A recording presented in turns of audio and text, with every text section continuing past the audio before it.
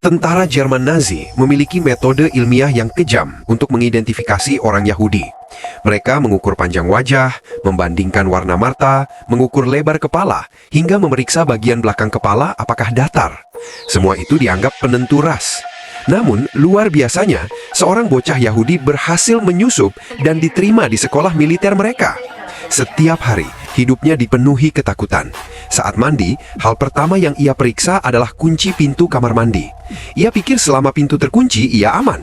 Tapi saat masuk, jantungnya hampir berhenti. Tirai kamar mandi itu ternyata transparan.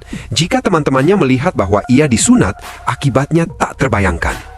Beruntungnya, semua siswa mandi sambil memakai celana pendek. Sejak saat itu, ia selalu melakukan hal yang sama.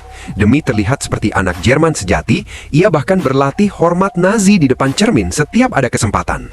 Namun, kecermatan itu hampir runtuh saat pemeriksaan kesehatan. Ia bertanya apakah harus melepas semua pakaian. Mendengar jawabannya, ia panik. Tidak mungkin ia masuk ruangan itu. Dengan cepat, ia berpura-pura sakit gigi dan berteriak kesakitan. Aktingnya begitu meyakinkan hingga teman-temannya ikut memegangi gigi mereka sendiri. Sayangnya, kebohongan itu dibayar mahal.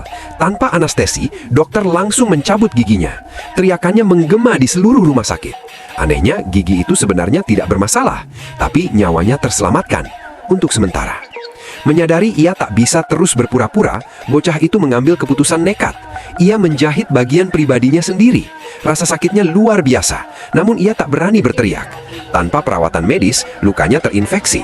Apalagi sekolah itu rutin latihan renang militer. Suatu hari, lukanya terbuka saat bermain.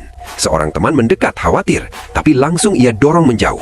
Masalahnya belum selesai. Hari itu, pelajaran di kelas justru tentang cara mengenali orang Yahudi. Semua ciri yang dijelaskan cocok dengannya. Dan ketakutan terbesarnya pun terjadi. Guru memanggilnya ke depan kelas sebagai contoh. Tubuhnya gemetar saat wajahnya diukur.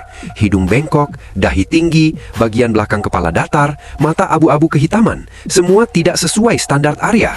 Namun, karena bocah ini pernah membantu seorang perwira sebagai penerjemah di medan perang dan mendapat penghargaan, kepala sekolah sendiri yang mengundangnya masuk.